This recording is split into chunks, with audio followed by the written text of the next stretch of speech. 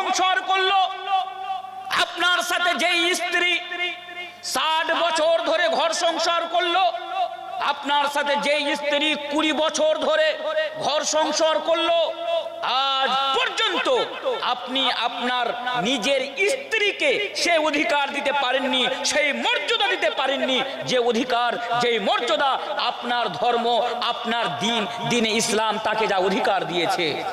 তাহলে প্রয়োজন রয়েছে এই বিষয়টি নিয়ে আজকে আলোচনা করা। ফলে আজকে আমি এই বিষয়টি নিয়ে আপনার সামনে আলোচনা করব। আসা যাক ইসলাম নারীকে কি অধিকার দিয়েছে, তারপর আমি এক এক করে পয়েন্ট করে আমি আপনার সামনে আলোচনা রাখবো इंशाअल्लाह। पहली चीज हम जरा ये देखते हैं कि इस्लाम ने औरत को क्या मकाम दिया, और इससे पहले हम ये भी देखते हैं कि आज से 1500 साल पहले, 1600 साल पहले दुनिया के अंदर औरतों की क्या हैसियत थी। और लोगों सुनो, इस्लाम के ऊपर इल्जाम लगाने वालों और पूरी दुनिया के अंदर ये ढिंडोरा पीटने वालों, और आए दिन सोशल मीडिया के जरिए से, टेलीविजन के जरिए से, और लोगों टेलीविजन की डब्बी पर बैठकर लोगों को बयान सुनाने वालों, लोगों को बताने वालों कि इस्लाम ने तो औरतों पर बड़ा अन्याय किया है, बड़ा जुल्म किया, इस्लाम ने तो औरतों पर बड़ा अत्याचार किया है। वो न्यूज चैनल के डब्बे पर बैठकर खबर बताने वालों, वो आज तक के डब्बे पर बैठकर लोगों को बताने वालों, जरा आज तुम भी सुन लो कि इस्लाम ने औरतों को क्या मकाम दिया है। आज इस्लाम के ऊपर इल्जाम लगाना, ये कह देना कि इस्लाम ने औरतों पर बड़ा न्याय किया है, ये तो बड़ा आसान है। लेकिन क्या तुम लोगों को तारीख मालूम है, क्या तुम लोगों को इस्लाम की हकीकत मालूम है कि इस्लाम ने दुनिया के अंदर औरतों को क्या मकाम दिया है। और दुनिया वालों सुनो, मैं तुमको ज्यादा दूर लेकर नहीं जाऊंगा, बल्कि आज से 1500 साल पहले और आज से 1400 साल पीछे मैं तुमको लेकर जाऊंगा। जाओ, आज भी इतिहास मौजूद है, आज भी किताबों के अंदर वो तमाम की तमाम चीजें तुम्हें नजर आ जाएंगी। जाओ, कभी किताबें उठा कर देखो, 1400 साल पहले औरतों का जो मकाम था और औरतों की जो हैसियत थी, उसको पढ़कर देखो, तुम्हें पता चल जाएगा। आइए बड़ी ही मुख्तसर अंदाज में मैं बताता हूँ क्या आज से 1400 साल पहले औरतों का क्या मकाम था। वो लोगों, औरत मार्केट के अंदर खरीदी जाती थी और औरत मार्केट के अंदर बेची जाती थी। जिस तरह हम अपने बैल को मार्केट में ले जाकर हम अपनी गाय को हटिया में ले जाकर फरोख्त करते हैं, फिर खरीद कर लाते हैं, उसी तरह मक्का की गलियों में और मक्का के बाजारों में औरतों को बेचा जाता था और औरतों को खरीदा जाता था। सिर्फ इतना ही नहीं, आगे आओ, औरतों पर कितना अन्याय होता था, औरतों पर कितना जुल्म होता था। इससे बड़ा जुल्म और क्या हो सकता है, जरा मुझे बताना।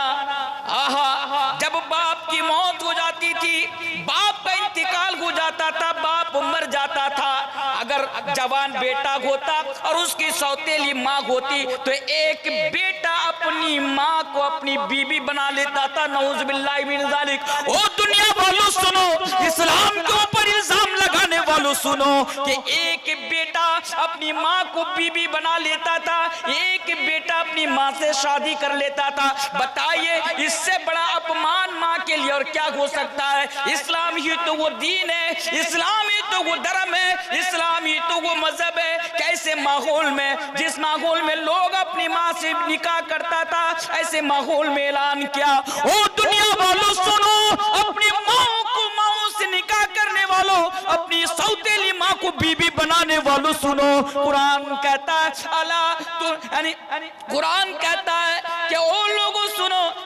तुम्हारे लिए उससे निकाह करना हराम है, यानी तुम्हारे लिए अपनी माँ से निकाह करना हराम है, उस औरत से तुम्हारे लिए निकाह करना हराम है। वला तुनकिहू मा नकहा बाउकुम मिनन निसा। कुरान ने दुनिया वालों को ये पैगाम दे दिया, वो लोगों उस औरत से निकाह करना तुम्हारे लिए हराम है जो औरत तुम्हारे बाप की ज़ौजियत में किया है, यानी अपनी माँ से निकाह करना हराम इस्लाम ने बताया।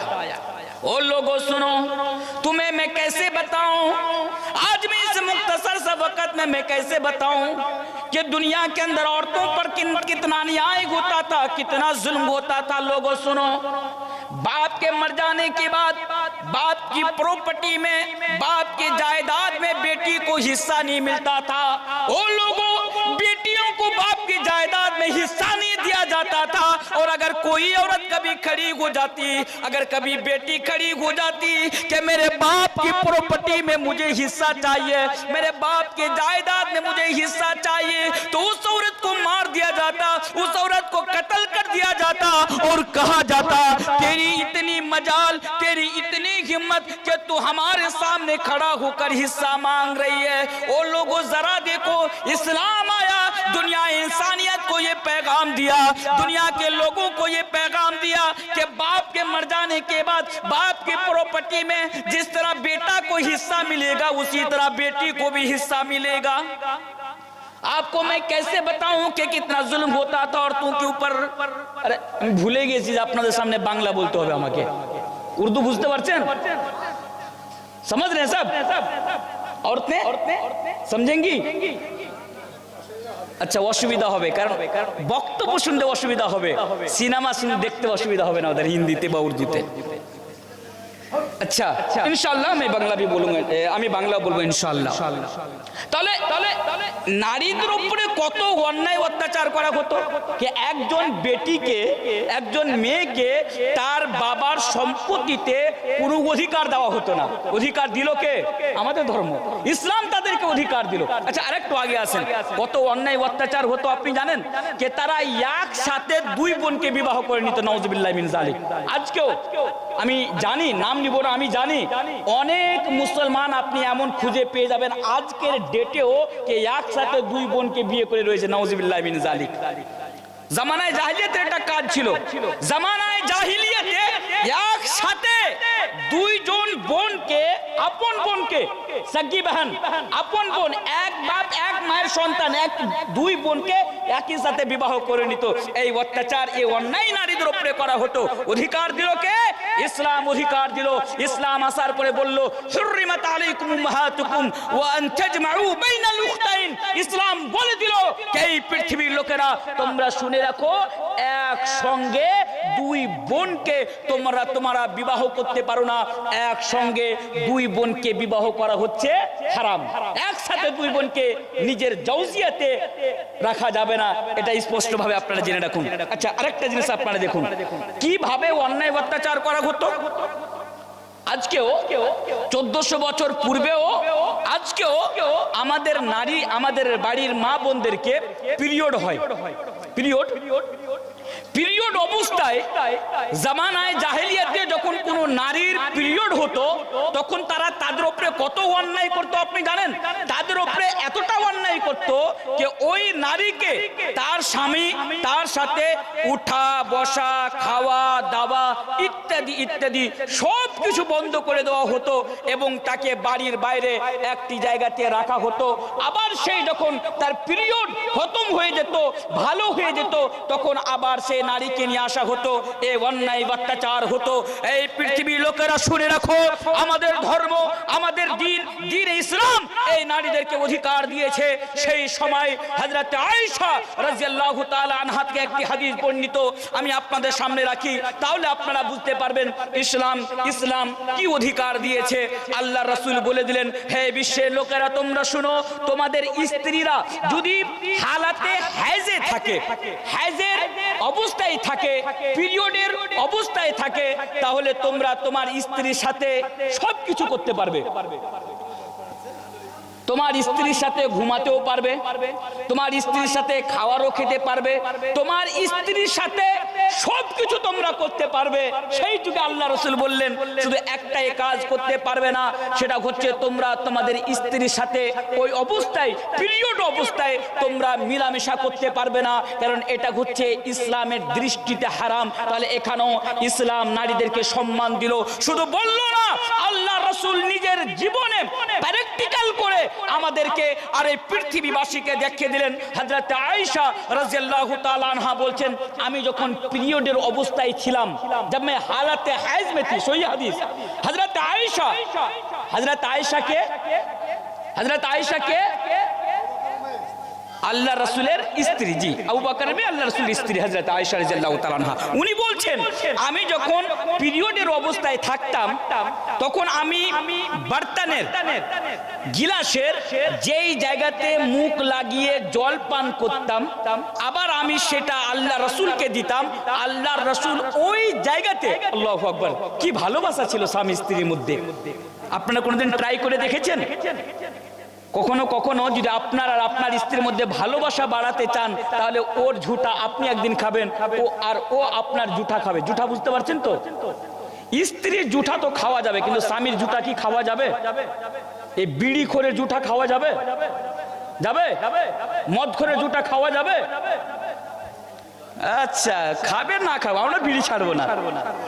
তো ভালোবাসা বাড়বে। কখনো কখনো ভাত খেতে খেতে ছেড়ে দেন, আপনার স্ত্রীকে দেন, খাবে, ভালোবাসা বাড়বে। আপনার স্ত্রী খাচ্ছে, উনি ছেড়ে দিবে, আপনি খেয়ে নেবেন, ভালোবাসা বাড়বে। আহারে, হাদিস দেখুন, এখান থেকে একটা মাসলা আমি আপনাকে বের করে দেখালাম।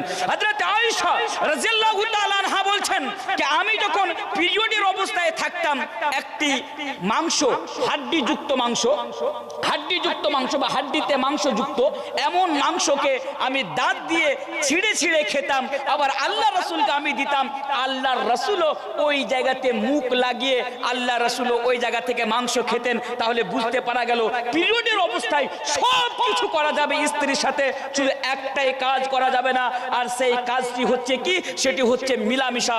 খবরদার, মিলামিশার কাজ তোমরা কখনো করবে না। তবে আমি জানি অনেক যুবক এমন রয়েছে যে তারা নিজেকে কন্ট্রোল করতে পারে না, ওই অবস্থায় স্ত্রীর সাথে তারা মিলামিশা করে নাই। নাউযুবিল্লাহি মিন যালিক। হে যুবক, তুমি শুনে রাখো, ওই অবস্থায় মিলামিশা করা হচ্ছে তোমার জন্য হারাম। আচ্ছা, আরেকটু আগে আসেন, কারণ এখন আমি আমার বক্তব্যটা শুরু করিনি, জাস্ট এটা আমি দেখাচ্ছি নারীর উপরে কি অত্যাচার হতো, ইসলাম তাদেরকে কি অধিকার দিল। আচ্ছা, আরেকটা জিনিস আপনি এখানে লক্ষ্য করতে পারেন যে আজ থেকে 1400 বছর পূর্বে যখন কোন স্ত্রীর স্বামী মারা যেত, তখন কি হতো?